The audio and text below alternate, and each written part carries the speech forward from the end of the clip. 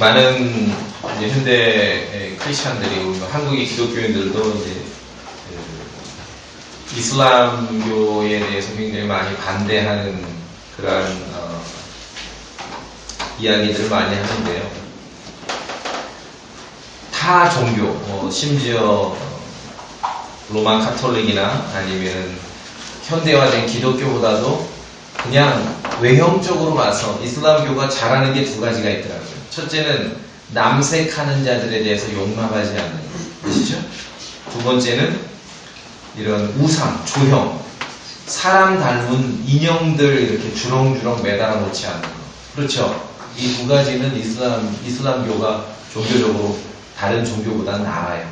물론 성경 안 믿는 건 다 마찬가지지만, 오늘 제가 말씀드리고 싶은 것은 믿음 생활을 잘못 배우면은, 이게 이제 구원받은 그리스도인들의 과제이기도 한데, 믿음 생활을 잘못 배우면은 참 미안한 말이지만 무식하고 무례해집니다. 공감하시죠? 이 신앙생활을 잘못 배우면은요, 무식하고 무례해집니다. 극단적인 표현이 어떤 게 있냐면은, 자, 저희 학교 다닐 때 그런 일이 있었습니다. 캠퍼스에 이제 학생회에서 큰 장승을 두 개를 세워놨어요. 어느 날 장승이 딱 동강이 났어요. 열심히 믿음 생활한다는 한 학생이 밤에 전기톱으로 가져와서 둘 다 쓸어버린 거예요. 예. 아니면은 지금도 그런 일이 있는지 모르지만 어떤 이제 공공기관이나 공원 같은데 단군상을 이렇게 만들어 놨다고 하니까 도끼로 다 그거 깨고 다니는 그런 단체들이 있었죠. 예. 아니면 이제 카톨릭 그런 성당 재단이나 불교 이런 절간 같은 데 가서 이제 촛불을 켜놓는데, 예수님 믿는 사람들이 기분 나쁘다고 가서 몰래가 촛불을 다 끄고 와요. 예. 믿음 생활을 잘못 배우면은 무식하고 무례해집니다. 제가 앞서 열거드린 것은 바로 무식과 무례의 대표적인 케이스를 말씀드리는 것입니다. 우리는 교리적 타협과 혼을 얻기 위해서 그리스도의 복음을 믿는 성도들이 세상에서 지혜롭게 처신하는 것을 잘 구분할 수 있어야 됩니다. 너무 중요합니다. 복음이 막히고 복음이 망가지는 게 왜 그렇습니까? 사람들이 너무 열심히 잘 믿는다고 하면서 교리적 타협과 혼을 얻기 위해서 지혜롭게 처신하는 것을 구분하지 않기 때문에 그렇습니다. 그 전기톱으로 장승을 베어버린 그 학생은 박수 받았어요. 다른 믿는 친구들에게. 단군상을 도끼로 깨고 다닌 사람들도 박수 받았습니다. 다른 믿는 사람들에게. 그러나 저는 박수 치지 않습니다. 그건 무식하고 무례한 행동이기 때문에 그런 것입니다. 자신의 욕망대로 행동하는 사람들은 말씀 안에서 현명하고 정말 깊이 있게 생각하면서 사도 바울처럼 처신하는 그리스도인들을 보면은 때로는 이중적이고 기회적인 사람이라고 얕잡아 볼 수도 있습니다. 왜냐하면 자유인 앞에서는 자유인같이 행동하고, 종 앞에서는 종처럼 행동하고, 유대인 앞에서는 유대인처럼 행동하고, 그리스인 앞에서는 그리스인처럼 행동하고, 뭔가 자신의 욕망으로, 자신의 육신적 기준으로 행동하는 사람들이 이러한 모습을 보면 참으로 이중적이고 기회적인 사람으로 보일 수밖에 없는 것이죠. 진리의 타협이 없으면서도 오늘 우리가 성경을 통해 배울 것은 자유인에게 자유인같이 행동하고, 종에게 종같이 행동하고, 유대인에게 유대인같이 행동하고, 그리스인에게 그리스인같이 행동하고, 약한 사람에게 약한 사람처럼 행동하는 이러한 성숙된 성도의 처신이 참으로 우리에게 필요함을 알 수 있고, 이러한 모습들이 그리스도의 복음을 전하는 데 있어서 아주 필수 요소임을 우리가 성경 기록을 통해 확인하게 되는 것입니다. 그렇게 타협하지 않고 그리스도의 복음을 망가뜨리지 않으면서 사람들을 향해, 세상을 향해 지혜롭게 처신할 수 있는 것이 바로 성령님의 능력입니다. 그것이 복음의 능력인 것입니다. 그래서 우리는 지혜롭게, 성도로서 지혜롭게 처신하는 것과 무식하고 무례하게 행동하는 것을 잘 구분할 수 있어야 됩니다. 그리스도의 복음에 확실하면서도 양보하면 안 됩니다. 그리스도의 복음에, 은혜의 복음에 확실하면서도 고집스럽지 않다면은 대개 이제 고집스러움은 자신의 육신의 욕망의 표출이거든요. 은혜의 복음에 확고하면서도 고집스럽지만 않다면은 자유인도 만날 수 있고요. 여러분이 종도 만날 수 있고요. 이제 성경적 표현으로 그렇습니다. 유대인도 만날 수 있고요. 그리스도인도 만날 수 있고, 약한 사람도 만날 수 있고, 율법 아래 있는 사람도 만날 수 있고, 율법 없는 사람도 만날 수 있음을 오늘 성경이 우리에게 가르치고 있는 것입니다. 사도 바울이 그리스도의 복음을 값없이 선포함에 있어서 그러한 처신과 행동으로 복음을 전했음을 성경이 가르치고 있는 것입니다. 그러기 위해서는 먼저 정말 정확하고 확실하고 양보할 수 없는 그리스도의 복음, 은혜의 복음을 선포할 수 있어야 되는 것입니다. 고린도전서 15장에 나오죠. 우리 말씀을 찾아보겠습니다. 고린도전서 15장. 다 찾으시기 바랍니다. 성경을 찾을 때는 성경을 보시고, 다 찾은 다음에는 제 얼굴을 보시고, 그렇게 우리가 설교 시간을 보내야 됩니다. 고린도전서 15장에 보시면, 또한 형제들아, 내가 너희에게 선포한 복음을 너희에게 밝히 알리노니 너희 역시 그 복음을 받았으며 또 그 가운데 서 있느니라. 2절에 너희가 만일 내가 너희에게 선포한 것을 기억하고, 우리가 믿는 그리스도의 복음, 우리가 믿는 은혜의 복음은 사도 바울이 선포한 것입니다. 만일 내가 너희에게 선포한 것을 기억하고 헛되이 믿지 아니하였으면, 그 다음 뭐라 합니까? 또한 그 복음은 어떻게 됩니까? 구원을 받았느니라. 사도 바울이 선포한 이 복음으로 구원받는 것이에요. 어느 유명한 목사가 선포한 복음으로 구원받는 게 아닙니다. 사도 바울이 선포한 이 복음으로 구원받습니다. 3절에 내가 또한 받은 것을 무엇보다 먼저 너희에게 전하였노니 그것은 곧 성경 기록대로 그리스도께서 우리 죄들로 인하여 죽으시고 십자가에 죽으셨습니다. 4절에 묻히셨다가 그 다음에 성경 기록대로 셋째 날에 다시 살아나시고, 이 완전한 복음입니다. 은혜의 복음, 사도 바울이 전한 복음. 그리스도의 복음, 은혜의 복음은 사도 바울이 전한 복음입니다. 어느 유명한 목사가 전한 복음이 아니죠. 성경 기록대로 우리가 선포해야 될 정확하고 확실한 복음은 예수 그리스도의 죽으심이고 예수 그리스도의 부활하심입니다. 예수님께서는 우리의 범죄 때문에, 여러분의 죄악 때문에 십자가에 죽으셨다고 성경은 말씀하고 있는 것이고, 또 예수님께서는 우리를 의롭게 하시려고 칭의를 위해서, justification, 우리를 하나님 안에서, 예수 그리스도 안에서 하나님 보시기에 의롭다고 여겨주시기 위해서 다시 일으켜주셨다, 부활하셨다라고 성경은 말씀하고 있는 것입니다. 오늘날 좀 이름난다고 하는 설교자나 목사님들 설교를 들어보면요, 복음을 전한다고 하는데 예수님께서 여러분 죄 때문에 죽으셨습니다, 끝! 복음입니까 아닙니까? 복음 아니에요. 복음 아니에요. 틀린 얘기는 아니지만 복음은 아닙니다. 그리스도의 복음은 그리스도의 죽으심과 거기서 끝이 아니죠. 그리스도의 부활하심입니다. 부활하심이 없는 것은 복음이 아닙니다. 다 죽었거든요. 내가 온 세상에 죄를 대신해서 죽노라 하고 외치고 죽은 사람이 인류 역사에 한두 명이 있겠습니까? 많아요. 많습니다. 그러나 그들은 부활하지 않았습니다. 그래서 복음이 아닌 것이에요. 부활이 없는 복음은 거짓입니다. 부활을 선포하지 않는 복음은 은혜의 복음이 아닙니다. 먼저 우리는 타협하지 않고 복음을 양보하지 않고 진리를 망가뜨리지 않기 위해서 정확하고 확실한 그리스도의 은혜의 복음을 선포할 수 있어야 되는 것입니다. 성경 기록대로.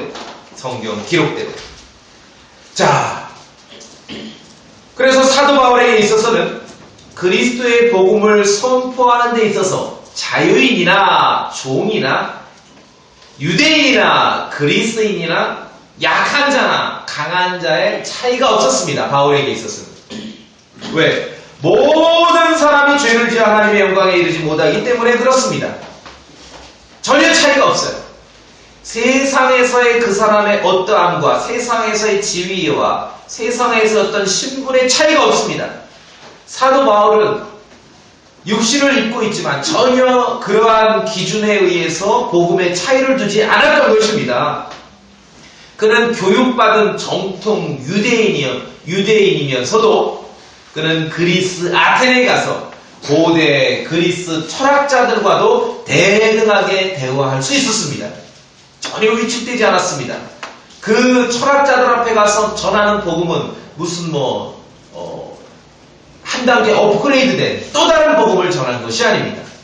누구에게나, 죄인들에게나, 감옥에 갇힌 죄인에게나, 간수들에게나, 왕들에게나, 총독들에게나, 길거리에 있는 사람들에게나, 불황자들에게나 동일하게 전하는 그 복음을 전했던 것입니다. 그는 왕과 총독들만 만난 게 아니라 죄인들도 만났고 감옥의 간수도 만났고 그리스의 고대 철학자들만 만난 게 아니라 또 어떻게 삶을 살았습니까? 쉬는 시간엔 집에 와가지고 퇴근한 다음에는 바느질을 했죠. 사도 바울 바느질 잘한 거 아세요? 바느질을 해서 천막을 만들어 내다 팔면서 재정적으로 독립을 하며 살았던 것입니다. 그래서 우리는 복음을 훼손하지 않고 진리를 양보하지 않으면서도 세상에 대해서 지혜롭게 처신하는 것과 무례하게 행동하는 것을 잘 구분해야 됩니다. 함께 술 취하지 않고도 다양한 사람을 만날 수 있다는 것을 성경이 가르치는 것입니다. 함께 그 범죄에 가담하지 않고도 세상에서 다양한 사람들을 만나서 그리스도의 동일한 복음을 전해야 된다는 것을 성경은 우리에게 가르치고 있는 것입니다. 예수 그리스도의 복음을 전하는 데 있어서 그래서 어떤 사람의 사회적 지위가 장애가 돼서는 안 돼요. 높거나 낮거나 귀하거나 천하거나 동일하게 다 하나님의 말씀이 필요하고 동일하게 다 예수 그리스도의 진리가 필요하다는 것입니다. 죄인인 모든 사람들이 동일한 방법으로 동일한 복음으로 구원을 받아야 하는 것입니다. 우리의 목표가 분명할 때 올바로 처신할 수 있게 되는 것이죠. 오늘 본문을 보니까 바울이 이렇게 할 수 있었던 것은 무엇입니까? 목표가 분명했습니다. 19절에 내가 모든 사람으로부터 자유로우나 스스로 모든 사람에게 종이 된 것은 더 많은 사람을 얻고자 합니다. 더 많은 사람을 얻고자 합니다. 그리스도께 많은 사람들을 얻기 위한 구원을 위한 그 목표로 그는 지혜롭게 처신했다는 것입니다. 또 22절 끝부분에 보면은 내가 모든 사람에게 모든 것이 된 것은 어찌하든지 몇 사람이라도 구원하고자 함이라. 구원하고자 합니다. 이것을 육신적 시각으로 어떤 육신의 욕망으로 보면은 참 우습죠. 이랬대 저랬다는 거 아니에요. 그렇죠. 유대인 만나면 유대인처럼, 또 그리스인 만나면 그리스인처럼, 자유인을 만나면 자유인처럼, 족을 만나면 족, 이랬대 저랬다는 것이죠. 그 구분을 할 수 있는 것이 그리스도인의 성숙이라는 것입니다. 올바른 믿음 안에 있는 것이에요. 그 구분을 우리가 할 수 있어야 됩니다. 바울은 결코 무례하게 행동하지 않았습니다. 우리도 마찬가지입니다. 목표가 분명해야 됩니다. 더 많은 사람들을 그리스도께 얻고자, 정말 킹제임스 성경으로 은혜의 복음을 전하는데 막힘이 없고자 지혜롭게 처신하고 성령님의 능력 가운데 우리가 행동할 수 있어야 되는 것입니다. 자유인이면 자유인으로서 대해줘야 되고, 그렇죠? 내가 만나는 사람이 자유인이면 자유인으로 대해줘야 되고, 종이면 종으로 대해줘야 하는 것이고, 유대인이면 유대인으로 대해줘야 하는 것이고, 약한 사람이면 약한 사람으로 대해줘야 하는 것이 우리의 지혜로운 처신이라 말씀입니다. 예수님께서도 바리새인인 니고데모와 만나서 말씀을 전하신 적도 있고, 사마리아의 수가라는 그 도시에서 물 길러 온 여자를 만나 말씀을 전하신 적도 있습니다. 그런데 요한복음 3장하고 요한복음 4장에 니고데모를 만날 때와 그 수가에서 물길러 온 여자를 만날 때의 그 대화를 보시면 이끌어가는 대화의 내용이 다릅니다. 그렇죠? 바리새인 니고데모를 만났을 때는 직접적으로 찌르고 들어가십니다. 다시 태어나야 합니다. 그러나 수가에서 물길러 온 여자를 만났을 때는 물부터 달라 그래. 물 좀 먹을 수 있냐. 그렇죠? 예. 이끌어 가시는 대화가 다릅니다. 이게 지혜입니다. 이게 처신이에요. 예수님께서 니고데모 만나서 야 너희는 뭐 다시 태어나야 된다. 거듭난다고 그렇게 말씀하셨다고 해서 모든 사람을 만날 때마다 그렇게 하는 거 아니에요. 우리가 전해야 될 복음은 동일하지만 말을 이끌어가는 대화는 달라질 수 있는 것입니다. 진리는 확실하게 하나님의 말씀은 확실하게 그러나 사람의 형편과 처지를 살필 줄 알아야 되는 것입니다. 살필 줄 알아야 돼요. 다른 사람의 처지를 고려할 수 있어야 됩니다. 그랬을 때 복음의 능력이 나타나는 것입니다. 지난주에 우리 오셨던 손님들 가만히 보니까요. 복음을 전했든지 말씀을 들었든지 교회 생활을 하든 안 하든 거의 다 제가 킹제임스 성경 소개하고 다 선물을 줬던 분이에요. 정말. 그래서 우리가 정말 이 복음을 전하고 말씀을 전하는 데 있어서 이 복음이 잘못된 게 아니에요. 그리스도의 복음이 하나님의 진리가 모자란 것이 아닙니다. 이 복음을 전하고 진리를 담아내야 될 우리의 책임이 막중하고 우리의 모자름 때문에 하나님의 은혜로움과 그 영광이 가려질 수 있다는 것들을 기억해야 하는 것입니다. 늘 기억하라고 말씀드렸죠. 장성한 육체 속에 연약한 속사람이 담겨 있을 수도 있고 연약한 육체 속에 장성한 속사람이 담겨 있을 수 있음을 늘 기억하십시오. 그래서 내가 겉으로 강하다고 해서 속사람까지 강하다고 자부할 수는 없지 않습니까? 겉으로 연약하다고 해서 속사람까지 연약하다고 그렇게 위축될 필요는 없습니다. 우리가 말씀 안에서 정말 겉사람과 속사람은 전혀 다를 수 있음을 늘 기억하시길 바랍니다. 이전에 몇 년 전에 저의 기도 제목은 첫째는 사람을 만나는 것이었어요. 주님 제 기도할 때 그랬습니다. 사람을 만날 수 있는 자리라면 제가 내가 죄를 다른 사람이 죄 짓는 건 모르겠지만 사람을 만날 수만 있다면 내가 죄 짓는 자리, 내가 남을 속여먹는 자리만 아니라면 제가 마다하지 않겠습니다. 두 번째는 어떠한 처지에 있는 사람과도 대화할 수 있도록 그런 기회와 지혜를 주십시오. 그래야 하나님의 말씀을 전할 수 있고 복음을 전할 수 있을 거 아니겠습니까? 주님께서는 그러한 마음으로 그러한 속 중심으로 나아가고 그 간절한 마음으로 기도했을 때 하나님께서 그런 경험들, 연습할 수 있는 많은 경험들을 주셨음을 제가 고백할 수 있는 것입니다. 자, 그래서 우리는 예수 그리스도께서 저와 여러분에게 주신 그 자유 안에서 첫 번째, 우선적으로 굳게 서야 됩니다. 먼저는 속박의 멍에를 다시는 매지 말아야 됩니다. 자, 우리 갈라디아서 5장 봅시다. 갈라디아서 5장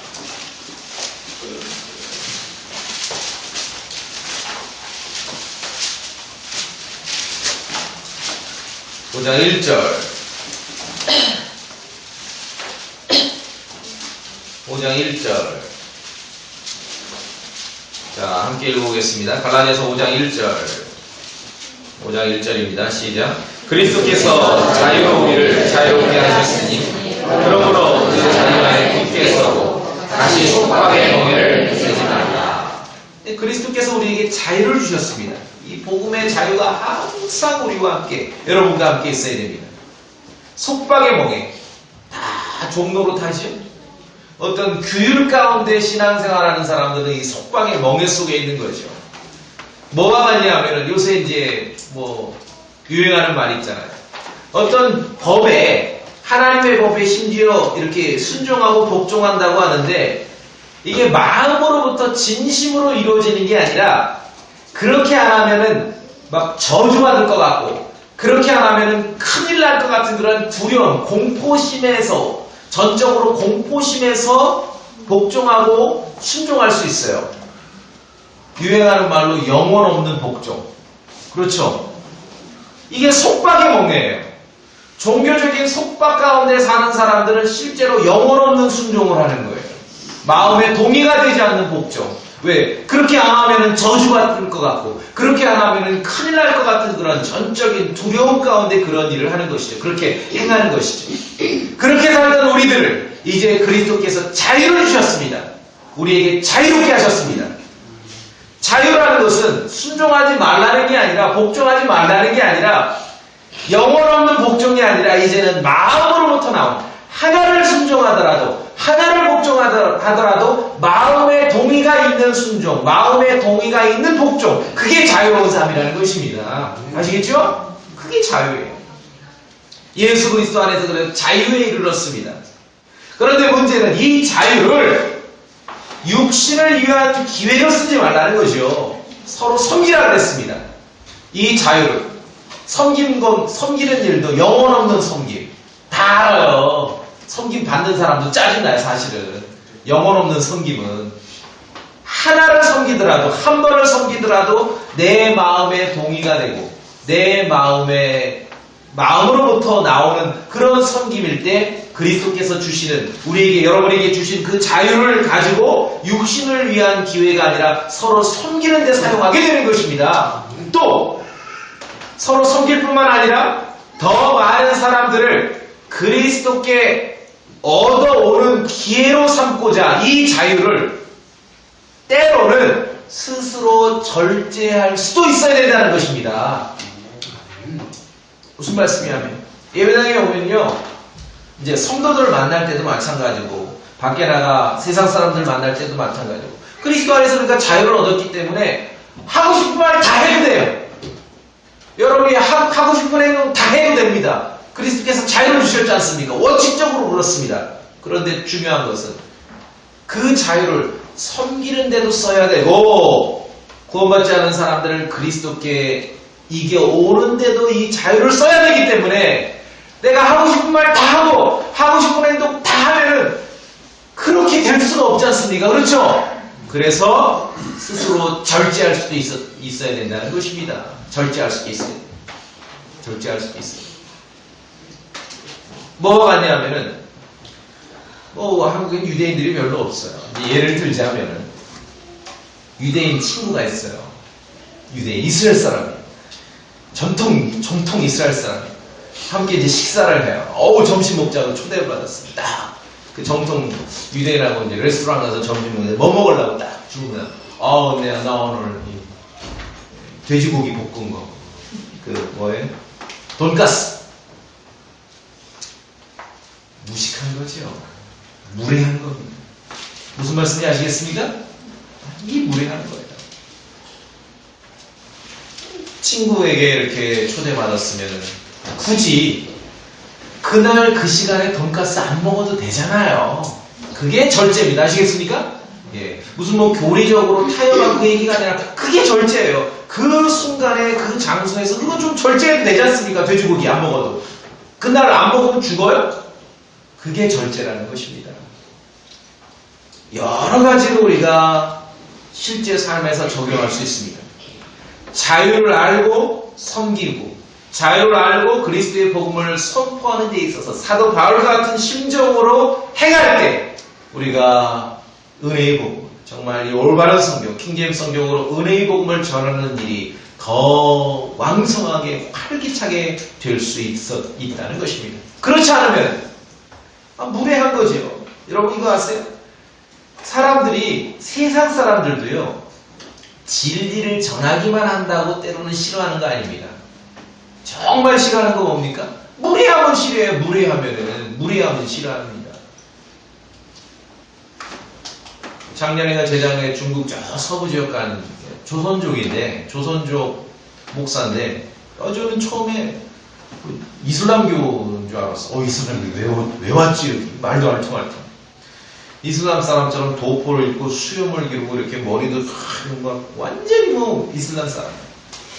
말을 하는 거 보니까 조선족이에요. 하도 궁금해 물었어요. 당신은 도대체 왜 그러고 다니냐 그랬더니 자기는 지금 여기서 이슬람 선교래. 이슬람 선교.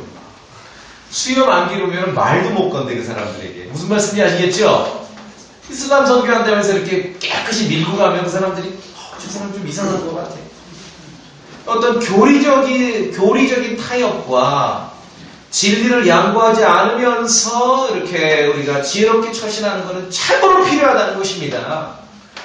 원칙적으로 하고 싶은 말 다 해도 되고 하고 싶은 행동 다 해도 되지만 그렇게 되면은 이 복음에 있어서의 간증을 유지하기가 어려워요. 절제하셔야 됩니다. 절제가 필요한 것입니다. 여러분. 절제가 필요해요. 그래서 그리스도의 복음을 선포하는 데 있어서 사도 바울 같은 심정으로 때로는 그리스도께서 우리에게 주신 자유를 할지라도 절제함으로 정말 사람들에게 말씀을 가지고 다가설 때 무식하거나 무례하다는 그런 얘기를 듣지 말아야 되지요. 무례함이 성령 충만이 아닙니다. 무례함이 영적 승리가 아니라는 것입니다. 절제함으로 하나님의 진리가 잘 선포될 수 있도록 그렇게 우리가 지혜롭게 처신해야 되는 것입니다. 상대방을 배려하며 말할 수 있어야 됩니다. 교회에 모였을 때요, 연습하세요.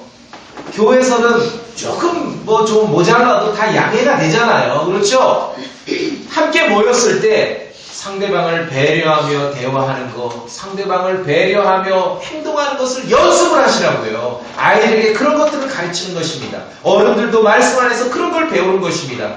그렇게 연습이 안 됐는데 세상에 그 구원받지 않고 짐승과 같은 사람들 만났을 때 과연 여러분이 또 어떤 사람들의 사회적 지위와 상관없이 그렇게 배려하면서 하나님의 말씀을 능력 있게 선포할 수 있겠습니까? 교회에 와서 서로 만나는 거예요. 만나서 서로 배려하고 서로 배우는 것입니다. 대화하면서 행동하면서 배우는 것입니다. 연습하시라고요.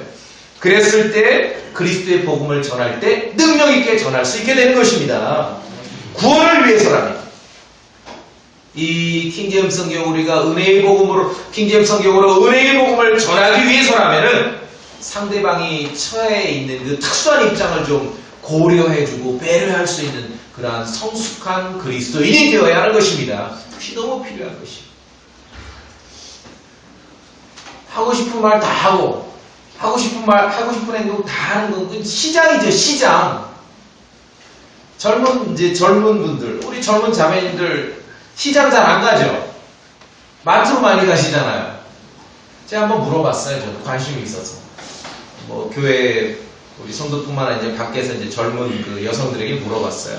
왜 시장 안 가? 그랬더니 아주 뜻밖의 충격적이지만 저도 공감이 되는 답변을 들은 적이 있어요. 한번 물어보니까 어떤 분이 그래요, 저한테, 여성분이. 무서워요.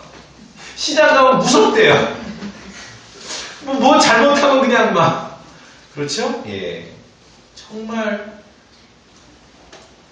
자유로우나 때로는 자유를 절제함으로 매여있는 사람들에게는 매여있는 것 같이, 유대인이면 유대인인 것 같이, 그리스인이면 그리스인인 것 같이. 그렇죠? 예. 율법 아래 있는 사람이라면 율법 아래 있는 사람같이, 율법 없는 사람이라면 율법 없는 사람같이 그렇게 처신함이 오늘 우리에게 참으로 필요한 그리스도인의 모습이라는 것입니다. 사도 바울은요, 이방인에게 모세의 법을 지키라고 절대 강요하지 않았습니다. 이건 잘못된 것이기 때문에. 그렇다고 해서요, 그들이 어떤 종교적인 문화적인 그런 전통으로 또 민족적인 특징으로 살아왔던 유대인들에게 하나님의 법을 무시하라고 설득하지도 않았습니다. 여기서 잘 들으셔야 돼요. 그러니까 육신적인 관점으로만 보면은 그리스도의 복음을 전하기 위한 성숙된 모습이 참으로 이랬다 저랬다는 것 같아요. 그 말이 맞습니다. 물론 우리가 참으로 정직하게 신실하게 일관성 있게 참으로 일관성 있게 늘 정말 같은 모습이구나, 동일하게 정직하구나 이런 평가도 들어야 되지만 그리스도인이 어떤 면에서는 야, 좀 헷갈린다. 넌 왜 자꾸 이랬다 저랬다. 그것도 정상이라는 것입니다. 왜냐하면 바울이 할례 예를 들으면 어느 경우는 자기 그 제자에게 할례를 받으라 그랬습니다. 할례를 받으라 그랬고, 어느 경우는 또 할례를 받지 말라 그랬습니다. 이랬대 저랬다는 거 아니겠습니까? 이러한 분별이 바로 믿음의 성숙이라는 것입니다. 육신의 눈으로 보자면은 바울조차 이랬대 저랬다는 거죠. 어떨 때는 할례를 받으라 그랬고, 어떨 때는 할례를 하지 말라 그랬고. 자, 한번 성경을 찾아보겠습니다. 사도행전 16장. 사도행전 16장.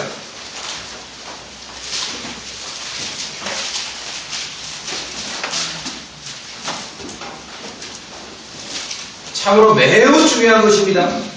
매우 중요한 것이요. 사도행전 16장 1절입니다.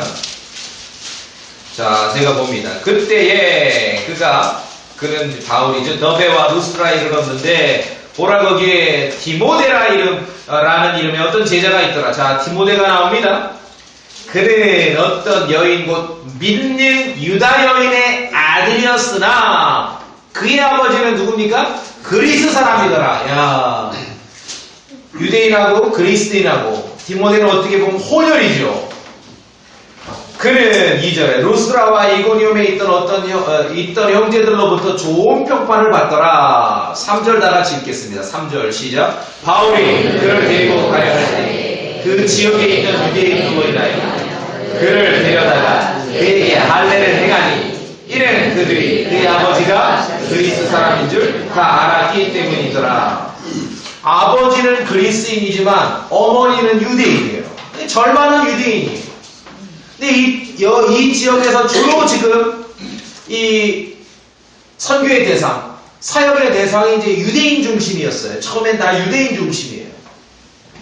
근데 디모데가 하나님의 말씀을 전하고 함께 동역을 하는 데 있어서 사람들이 늘 궁금해요. 쟤 할례 받았어 안 받았어? 엄마가 유대인인 거 아는데 일단 궁금하기 시작한 중요한 문제에 대해서 궁금하기 시작한 그 문제가 있죠?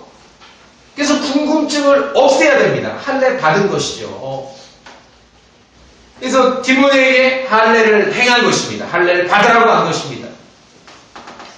할례를 받지 않은 사람이 유대인들 속에 들어가서 정통 유대인, 지금은 아니에요. 지금 이스라엘 사람들은 날라리들이에요. 자유주의자들이에요. 할례 받지, 이 당시에 할례 받지 않은 사람이 유대인 사회, 유대인 회당이나 유대인 커뮤니티에 들어가서 말씀을 전한다는 것은 그건 불가능한 일이죠. 불가능한 일입니다. 이것은 교리적 행동이 아니라 유대인의 특징을 잘 이해하면서 이렇게 장벽이 없이, 복음의 장벽이 없이 다가선 것이죠. 자, 그래서 디모데에게는 할례를 하도록 했습니다. 근데 이제 우리가 나중에 보겠지만 또 다른 제자, 디도가 나오는데 디도는 할례를 안 한 거예요. 때로는 이랬다 저랬다 하는 것입니다. 이것을 어떤 교리적인 관점에서 본다면은, 교리적인 관점에서만 보면은, 이랬다 저랬다 하는 것인데, 혼들을 그리스도께 얻고자 하는, 그리스도의 복음을 전하고자 하는 그런 성숙된 그리스도인의 처신에서 본다면은, 참으로 성숙된 처신으로서 우리가 배워야 될 그런 본으로서 인정을 해야 된다는 것입니다. 이전에 있었던 선교사 훌륭한 예가 많죠. 중국에서 복음을 전했던 허드슨 테일러, 이 사람은 영국 사람이잖아요. 영국 사람인데요, 서양인인데 변발까지 하고 다녔대. 이렇게 변발 아시죠? 머리 다 밀고 가운데 이렇게 해가지고, 왜 청나라 만주족 헤어스타일. 허드슨 테일러는 변발까지 하고 다녔다. 그러니까 안 들을 사람도 들었겠지요. 그렇죠? 그래서 여기서 중요한 건 자신의 문화, 이게 이제 크거나 작거나 나의 어떤 문화적 관습이나 나의 개성을 양보하지 않는 것은 그 선교사가 아닙니다. 중요합니다.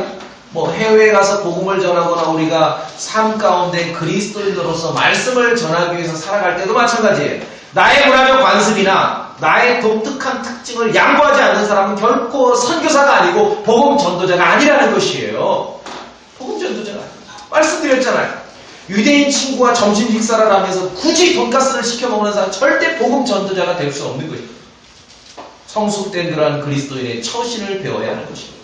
그렇다고 하면 다 같이 막 술정뱅이가 되라는 얘기가 아니에요. 함께 술 취하지 않고 함께 범죄에 가담하지 않으면서도 우리가 성숙된 처신으로 세상의 다양한 사람들을 만날 수 있음을 성경은 우리에게 가르치고 있는 것입니다. 복음에 확고하고 진리를 양보하지 않고 그러한 분별력 있는 처신을 배우게 된다는 것입니다. 한국 기독교가 가을이면은 추수감사절을 크게 지키지요. 여러분 왜 그런지 아세요?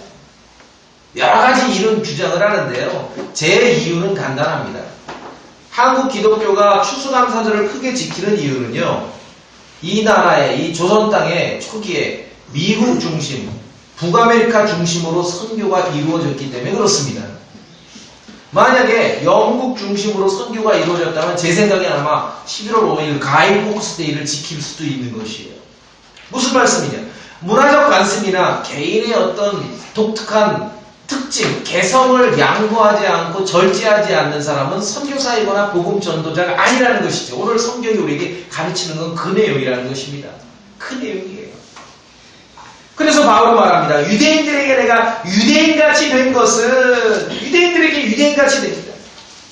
디모데를 가지고 할례, 야 네가 뭐 복음의 자유 안에 있지만 너는 지금 어머니가 유대인이고 유대인하고도 살아야 되고 유대인들에게 복음을 전해야 되는데 이 할례를 계속 궁금하게 생각하면 설교 듣는 사람들이 설교를 안 듣고 맨날 쳐다보고 저 사람은 할례 받았을까 안 받았을까 이러면 이 말씀이 안 전해진다. 아마 그렇게 설득했을 수도 있는 것입니다. 유대인들에게 내가 유대인같이 된 것은 바울은 먼저 어디를 가든지 먼저 유대인들에게 갔기 때문에 왜냐하면 유대인 이방 지역에서도 유대인 회당 중심으로 먼저 복음을 전했던 것이거든요. 가할 수 있는, 다가설 수 있는, 다가서기 쉬운 데부터 말씀을 전하게 되는 것이죠. 사도행전 17장 봅시다.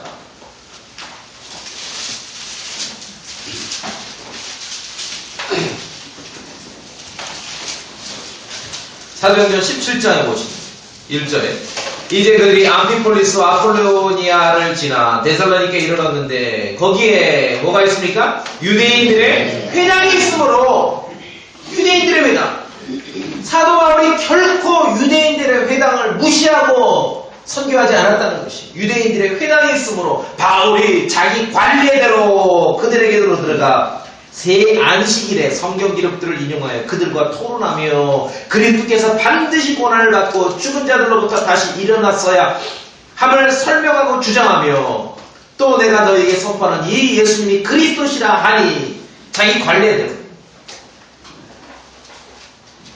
교리이기 때문에 회당에 가서 무슨 뭐 안식일을 지키고 그런 게 아니라 자기 관례대로 이방 지역에 왔는데 혈혈 다니시더라도 어디 가야 사람을 만납니까?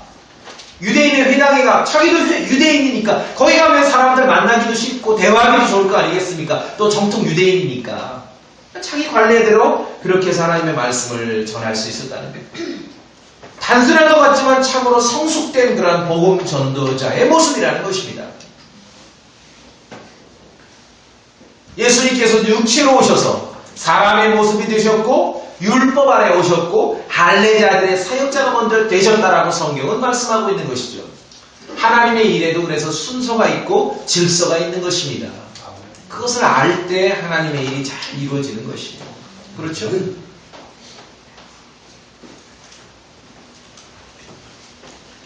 저도 중국 가면 어느 지역에 가건 말 통하는 조선족부터 찾는 거죠. 한국 사람부터 찾든지. 그게 순서고 질서고 수월한 것이죠. 자, 그래서 디모데에게는 할례를 행했지만 또 다른 제자 디도에게는 그렇게 안 했습니다. 갈라디아서 2장을 봅시다. 갈라디아서 2장.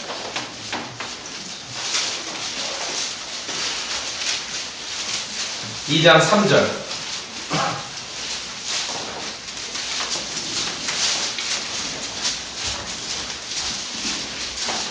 매우 중요한 구절 중에 하나입니다. 2장 3절 그러나 나와 함께 있던 그리스 사람 디도 디도는 전적으로 그리스 사람이라는 얘기죠. 그리스 사람 디도도 억지로 할례 받게 하지 아니하였으니 왜? 그리스 사람이기 때문에 할례를 받아야 될 의무가 없고 강요할 수 없습니다. 예수 그리스도 안에 누리는 자유가 있기 때문에 4절을 다 같이 읽습니다. 4절 시작. 이는 알지 못하는 사이로 거짓 형제들 때문이다. 그들이 그리스도 예수님 안에서 우리가 누리는 우리의 자유를 엿보아 우리를 속박하려고 몰래 들어갔으나, 자, 여기에서 거짓 형제들, 자유를 빼앗고 속박하는 자들, 종교적인 속박, 영원 없는 복종이라고 말씀드렸죠? 3절에 보면은 억지로 할례받게 하지 아니하였다 이 말씀이 나오죠? 억지로 하는 거예요. 억지로 밀어붙였으면 스승님이 시키니까 했겠죠. 디도도 영혼 없는 할례 의식, 이게 속박이라는 것입니다.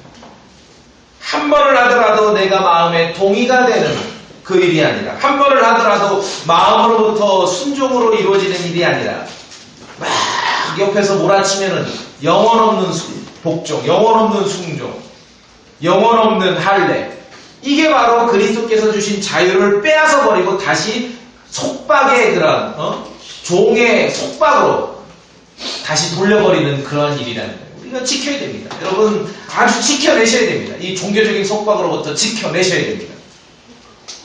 늘 말씀드리잖아요. 하나님을 섬기고 경배하고 그 어떤 것이라 할지라도, 예를 들어 뭐 성도들을 위해서 모금하는 거라든지, 다른 데서 교회 생활을 많이 해본 분들 느끼지만 우리 교회에 없는 용어, 자주 얘기하는 용어가 하나 있죠. 너무 자주 들었는데 11조.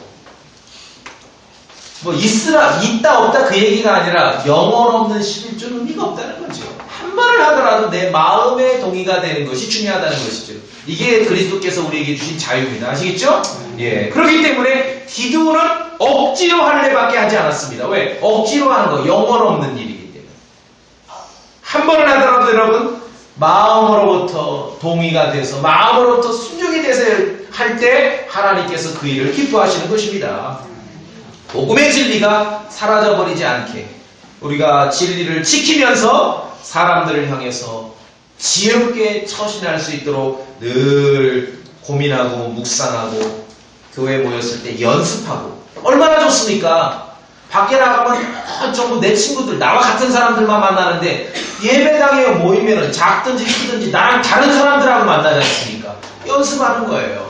어떻게 말하고 어떻게 처신하고 어떻게 행동하는지를 여기서 배우고 연습하는 것입니다. 자, 그래서 그리스도의 복음을 전하는 데 있어서 성도 쪽에서 불필요한 장애물을 만들 필요가 없다는 것입니다. 정말 필수 요소가 아니라면, 본질적인 그러한 양보할 수 없는 진리가 아니라면 유연해질 필요가 있습니다. 때로는 어린 신자들일수록 이 완고할 수가 있어요. 하나 배우면 그게 목숨 걸어요. 책 한 권 읽으면 거기에 목숨 걸거든요. 그럼 안 돼요. 유연해질 필요가 있습니다. 이 내용이 복음을 전하는 데만 쓸모가 있는 것이 아니라 그리스도인의 삶의 모습이라는 것입니다. 그리스도인의 성숙한 모습이라는 것입니다. 주님은 제자들에게 세상 속으로 들어가서 그들에게 복음을 전하라고 했습니다. 여러분도 마찬가지입니다. 저도 마찬가지입니다. 세상 속으로 들어가서 그들에게 복음을 전할 수 있어야 됩니다. 세상 속으로 들어가서 그들을 만나야 됩니다. 그들과 대화할 수 있어야 됩니다. 예수님처럼 종교인인 바리새인 니고데모와도 만나 대화할 수 있어야 되고, 사마리아 여인과도 만나서 대화할 수 있어야 되는 것입니다. 그래야 말씀을 전할 수 있죠.